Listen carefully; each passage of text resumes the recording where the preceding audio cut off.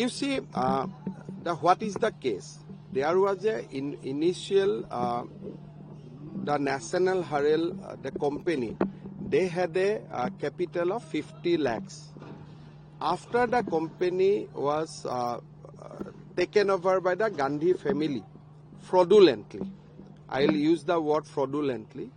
After the company has been taken over fraudulently by the Gandhi family, suddenly its net worth increased to 2,000 crores.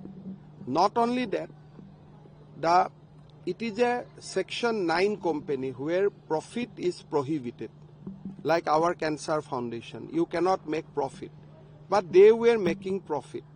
Rahul Gandhi often accused Adani and Ambani that how you have made so much money.